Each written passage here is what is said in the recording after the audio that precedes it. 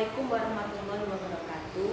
Anak-anak, langsung saja pada video pembelajaran kali ini Ibu akan menerangkan bagaimana menyajikan suatu relasi ke dalam 3 bentuk. Yang pertama ada tadi kita mau menyajikan relasi dalam bentuk diagram panah.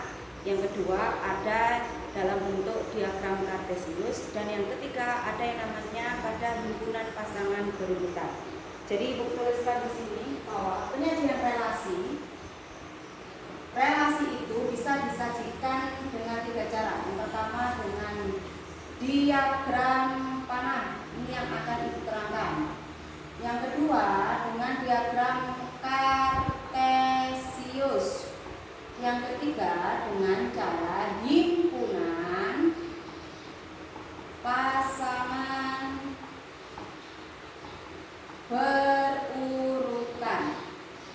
Nah, Ibu akan menerangkan bagaimana soal cerita atau permasalahan yang ada kita ubah permasalahan relasi tersebut, kita ubah atau kita sajikan dalam 3 bentuk. Yang pertama adalah diagram panah, yang kedua adalah diagram kartesius, dan yang ketiga adalah himpunan pasangan berurutan.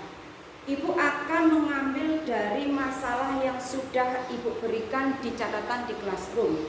Masalah yang Ibu ambil adalah masalah yang pertama. Ibu bacakan dulu. Dari masalah yang pertama yang Ibu jadikan contoh di catatan kalian, yang pertama adalah dari menu tersebut ternyata tiap-tiap anak tidak sama menu favoritnya. Yang pertama, Abdul suka soto dan rawon, tetapi kali ini ia memesan rawon. Yang B, Ahmad suka bakso, rujak cingur, dan sate, tetapi kali ini ia memesan rujak cingur. C, Rahmat suka sate dan nasi goreng, tetapi makanan yang dipesan pada pagi hari ini adalah nasi goreng. D, Herman memesan bakso, walaupun sebenarnya ia suka bakso, soto, dan rawon. Yang E, Zaini suka soto dan nasi goreng, tetapi kali ini ia memesan soto. Bagaimana cara penyajiannya dalam bentuk yang pertama? Ibu akan menjelaskan dalam diagram panah. Kalau kalian akan menyajikan dalam diagram panah, perlu kamu catatkan bahwa kalau kita menyajikan dalam diagram panah, langkah yang pertama adalah buat kurva. Nah, buat kurva. Kurva itu apa? Kurva itu sejenis dari lingkaran. Dia tidak, kalau lingkaran kan wajib bulat, tetapi kalau kurva dia bentuknya bisa lonjong, di mana kurva tersebut adalah nanti letaknya himpunannya. Jadi langkah pertama kalian harus membuat kurva dulu. Ada 2 kurva, di mana kurva yang pertama adalah tempatnya himpunan A, kurva yang kedua adalah tempatnya himpunan B. Langkah yang kedua, setelah kalian membuat kurva, pasangkan setiap anggota himpunan A ke himpunan B dengan panah. Maksudnya apa? Jadi setelah kalian nanti membuat 2 kurva, sudah dinamai kurva A dan B, dan sudah memasukkan anggota-anggotanya di situ siapa saja, maka setelah itu kalian pasangkan setiap anggota A ke anggota B. Dari mana? Nah, rujukan kalian memasangkan dari soal yang sudah Ibu berikan di masalah yang pertama. Nah, sekarang kita teliti satu-satu dulu. Dari masalah pertama kita harus mengidentifikasi mana yang himpunan A, mana yang himpunan B. Nah, dari situ ada 2 yang perlu kita garis bawahi bahwa di situ relasinya menyatakan mereka gemar atau ada beberapa anak yang gemar makanan. Berarti nanti di himpunan A itu anggotanya adalah nama dari siswa, sedangkan di himpunan B adalah kegemaran makanan. Jadi langkah pertama yang Ibu buat kita buat dua kurva dulu dari permasalahan yang pertama. Kurva, ingat anak-anak, kurva tidak selalu bulat. Ingat yang namanya kalau bulat itu lingkaran. Kalau kurva bisa agak lonjong. Jadi langkah pertama dari masalah 1, langkah pertama kita buat diagram Venn-nya dulu. Kita buat kurvanya dulu, bebas. Nah, ibu bikin seperti ini. Ada 2. Nah, setelah kita bikin 2 kurva, kita namai dulu kurva itu. Bisa pakai A atau B. Misalkan kurva yang pertama ibu namai A, kurva yang kedua ibu namai B. Kita lihat A itu punya siapa? Karena di situ yang dibicarakan pada masalah pertama adalah nama anak dengan kegemaran makanan. Maka di sini himpunan A-nya ibu kasih keterangan di sini adalah nama siswa atau nama anak, nama siswa saja. Yang B, ibu kasih nama kegemaran makanan, itu saja sudah. Ibu kasih nama makanan. Paham nggak kira-kira? Ingat, untuk membuat diagram panah, langkah yang pertama adalah bikin 2 kurva dulu. Kalau sudah, kasih nama kurvanya. Yang pertama misalkan A, yang kedua B. Kalau kalian mengasih nama A dan B, ingat ini harus pakai huruf besar, tidak boleh pakai huruf kecil. Oke? Kalau sudah, biar tidak bingung, namai A itu punyanya siapa? Di situ karena di permasalahan yang pertama yang dibicarakan adalah siswa dengan kegemaran makanan, maka yang A adalah nama siswa, yang B itu kasih nama makanannya. Nah, setelah itu bagaimana? Kita isi anggota di A dan anggota di B. Anggota di A siapa saja? Karena di situ yang dibicarakan ada namanya Abdul, Ahmad, Rahmat, Herman, dan Zaini. Maka di himpunan A itu sebanyak 5 anggotanya. Kita tuliskan satu-satu sesuai dengan yang ada di soal ya. Berarti yang pertama adalah Abdul, yang kedua adalah Ahmad, yang ketiga adalah Rahmat, yang keempat adalah Herman, yang kelima adalah Zaini. Nah, anak-anak, setelah nama-nama ini kalian tulis, di sebelah kanan namanya harus kamu kasih noktah. Noktah itu apa? Noktah itu adalah titik besar. Jadi sampingnya Abdul itu kamu kasih noktah seperti ini. Paham? Ahmad, noktah lagi seperti ini. Ini nanti noktah ini fungsinya untuk apa? Untuk keluarnya panah biar rapi ya. Rahmat kasih noktah agak besar, namanya noktah itu kalau titik kecil seperti ini, kalau noktah itu titik besar ya. Herman, Zaini. Nah, untuk himpunan A sudah beres. Sekarang kita ke himpunan B. Himpunan B tadi apa isinya? Karena makanan ya, menunya yang di soalmu itu apa saja? Tulis di situ semua. Nah, ada soto. Tulis ya, soto. Terus apa lagi? Rawon. Ada apa lagi? Bakso. Ada apa lagi? Rujak cingur. Ada yang pernah makan rujak cingur enggak?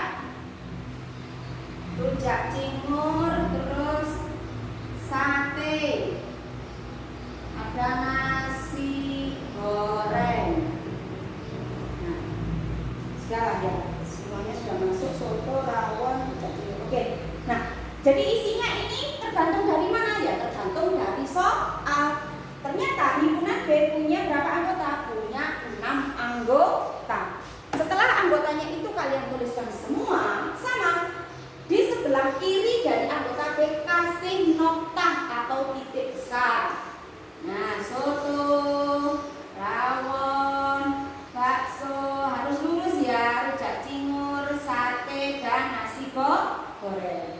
Paham anak-anak? Saya kira paham ya, karena sangat mudah. Mungkin dulu di kelas 1 juga sudah pernah ya. Nah, kalau sudah seperti ini anak-anak, baru kita Nah, Ibu bacakan yang pertama. Abdur sebenarnya suka soto dan rawon, tetapi kali ini ia memesan rawon. Berarti Abdur pilihannya hanya ada satu. Jadi yang dipasangkan jangan ke soto dan rawon, karena dia memesan rawon saja. Berarti Abdur kita pasangkan ke rawon, atau kita kasih tanda panah ke rawon. Abdur dulu ke rawon. Keluarnya panah itu harus dari nokta sini, jangan dari sini atau keluar sini, nggak boleh dari sini. Berarti Abdur ini kita pasangkan ke rawon. Nah, seperti ini. Jangan sampai kelewat ngawur seperti ini. Nah, jangan, harus dari nokta keluar dan berakhirnya harus di nokta. Paham nggak anak-anak? Paham ya? Kalau sudah, kasih tanda panah seperti ini. Bisa kira-kira ya? Pasti bisa. Yang kedua, Ahmad suka bakso, rujak cingur, dan sate. Tetapi kali ini ia memesan rujak cingur. Jadi Ahmad kamu pasangkan ke rujak cingur. Nah, seperti ini. Sangat mudah, ya nak ya? Yang ketiga, Rahmat suka sate dan nasi goreng, tapi makanan yang dipesannya kali ini adalah nasi goreng. Berarti Rahmat kita pasangkan ke nasi goreng. Ingat, keluar panahnya harus dari nokta, berakhirnya juga harus ke nokta. Yang D, Herman memesan bakso, walaupun sebenarnya bakso, soto, dan rawon. Berarti pilihan Herman hanya satu. Herman kemana? Ke bakso. Berarti agak naik ke atas ya, nggak apa-apa, meskipun nabrak nggak masalah. Nah, seperti ini. Terus Zaini suka nasi goreng dan soto, tetapi kali ini dia memesan soto. Nah, Zaini memesan soto, ke atas nggak apa-apa, nerobos. Nah, dikasihkan. Nah, sudah selesai. Inilah gambaran diagram panah untuk soal yang pertama. Bisa nggak kira-kira bikin seperti ini? Jadi himpunan A ini merupakan apa? Kegemaran ya. Berarti Abdur memesan apa di sini? Rawon. Bacanya. Berarti Abdur di sini Ibu kasih memesan. Karena di situ disoalkan memesan ya. Berarti bacanya Abdur memesan rawon. Ahmad memesan rujak cingur. Rahmat memesan nasi goreng. Herman memesan apa? Bakso. Zaini memesan soto. Bisa anak kira-kira bikin diagram panah ini masih satu. Masih diagram panah. Masih ada dua lagi, kita mau menyajikan dalam bentuk diagram kartesius dan diagram himpunan pasangan berurutan. Oke, paham ya kira-kira ya? Terus ada nggak yang ditanyakan, Bu? Di sini ada di himpunan B ada satu yang tidak terpilih, iya. Sate itu jadi pilihan makanan favorit, tetap kita tuliskan meskipun pada saat itu sate tidak ada yang memilih. Artinya menu sate tidak dipilih oleh siswa. Tapi memang ada yang tidak dipilih, tidak masalah. Oke, sekarang kita lanjut ke yang kedua, yaitu diagram kartesius. Nah, langkah yang pertama kalau diagram kartesius itu berarti kita akan membuat ada yang namanya sumbu X dan sumbu Y. Langkah yang pertama adalah yang A, buat sumbu X itu adalah tempat himpunan A, dan sumbu Y itu adalah tempatnya himpunan B. Kalau kita sudah sama langkahnya, anggota-anggotanya nanti kita tuliskan dan pasangkan setiap anggota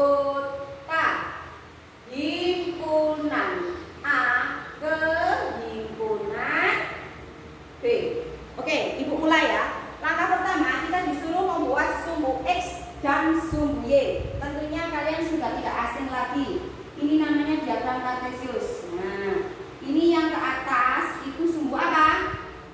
Ingat apa enggak? Ya bagus. Ini adalah sumbu Y. Yang ke atas vertikal itu sumbu Y. Yang ke bawah ke kanan itu adalah sumbu X. Dia adalah tempatnya himpunan A ya. Sumbu X yang horizontal. Di sini sepanjang ini tempatnya sumbu X. Yang tegak ini adalah sumbu Y. Tempatnya himpunan B. Dikasih sumbu X punyanya A, sumbu Y punyanya B. Kalau sudah bikin seperti ini anak-anak, masukkan anggotanya sama langkahnya. Kita masukkan anggotanya sumbu A. Langkahnya di sini kasih tanda garis tegak, jangan terlalu panjang, sewajarnya saja. Himpunan A tadi siapa saja? Yang pertama kita tulis namanya Abdul. Kasih jarak biar rapi. Kasih garis lagi, ada namanya Ahmad. Kasih lagi, ada namanya Rahmat. Kasih tanda lagi, Herman. Nah, seperti ini ya, bisa ya, mudah sekali. Nah, bisa ya, sumbu A kita masukkan ada 5 anggotanya, paham? Kalau sudah, sekarang kita ke sumbu Y. Sama langkahnya, kasih garis, jangan terlalu bawah lagi, kasih jarak. Nah, seperti ini, jangan terlalu panjang juga. Apa isinya di sini? Nolesnya harus di sebelah kiri loh ya, jangan di kanan. Ini juga di bawah, jangan di atas. Diperhatikan cara nulisnya, ini adalah tempatnya soto. Yang kedua ini adalah tempatnya rawon. Yang ketiga ini adalah tempatnya bakso. Ini suka bakso. Ini adalah tempatnya rujak cingur. Nah ini menu kesenangan ibu nih, rujak cingur. Yang keempat ada namanya sate. Nah yang terakhir adalah tempatnya nasi goreng. Nah, kalau sudah seperti ini anak-anak, hubungkan himpunan A dengan himpunan B dengan garis putus-putus. Lihat garisnya harus putus-putus. Bacanya gimana Bu ya? Tetap ke soal tadi bahwa Abdul tadi memilih menu apa? Ternyata Abdul kan tadi memilih menu apa? Rawon.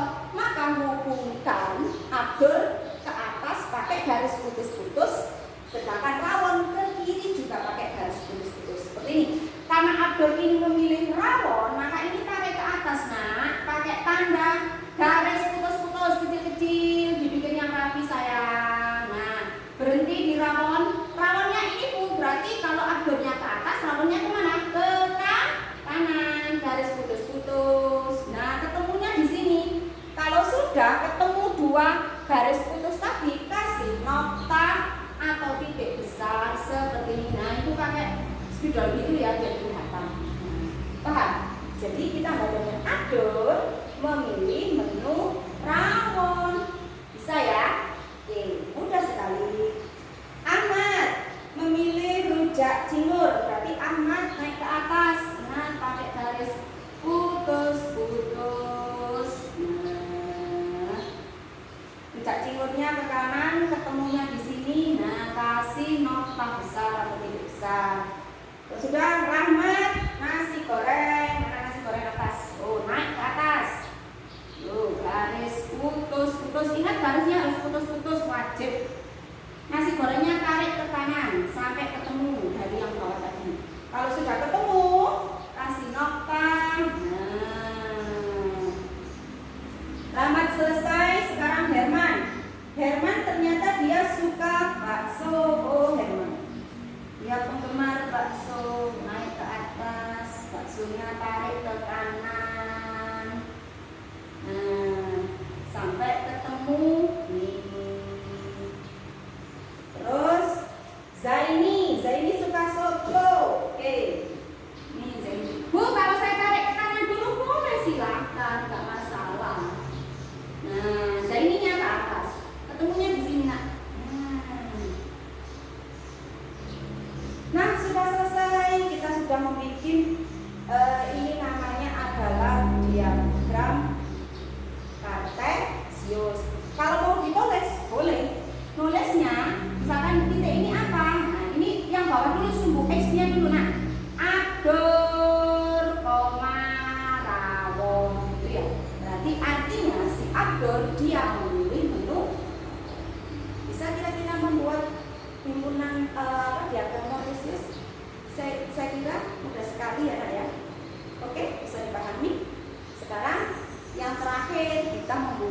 himpunan pasangan berurutan. Yang ketiga di sini tuliskan sini, kelihatan kan? Himpunan pasangan berurutan. Oke. Langkah yang pertama, namanya himpunan pasangan berurutan diperhatikan. Langkah yang pertama setelah menuliskan himpunan pasangan berurutan, bikin tanda sama dengan, wajib, tidak boleh tidak. Setelah tanda sama dengan, bikin kurung kurawal. Nah, ini diikuti kata-kata ibu. Kalau sudah kurung kurawal, kita mau meletakkan himpunan, kita pasangkan itu pakai kurung biasa, buka kurung. Siapa yang mau kita pasangkan? Ya lihat dari sini tadi, bahwa kalau boleh dari diagram panah, boleh dari diagram kartesius. Bahwa Abdur tadi memesan apa?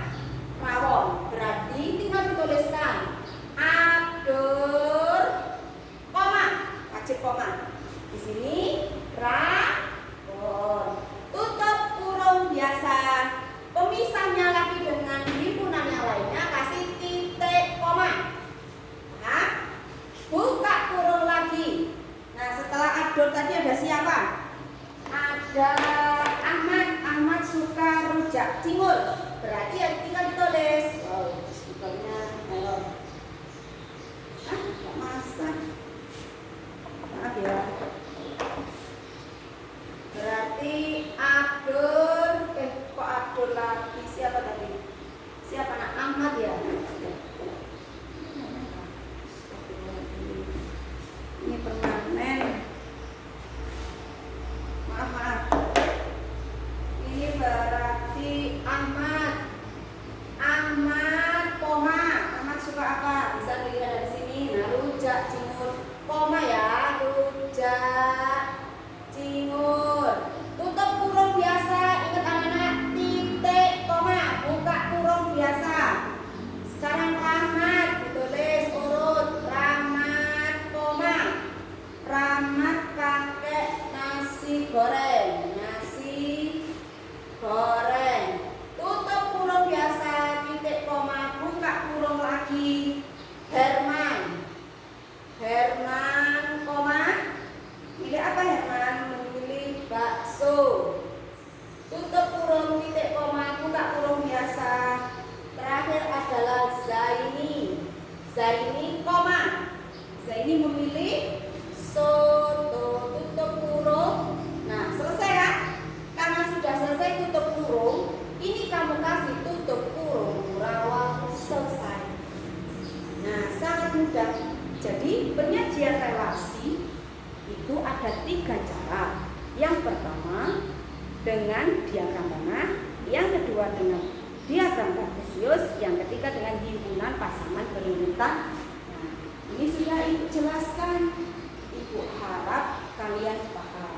Kalau tidak paham, video Ibu diulang lagi. Mungkin itu saja ya yang Ibu terangkan. Nanti Ibu pengen tahu hasil dari yang Ibu terangkan, kalian sejauh mana paham.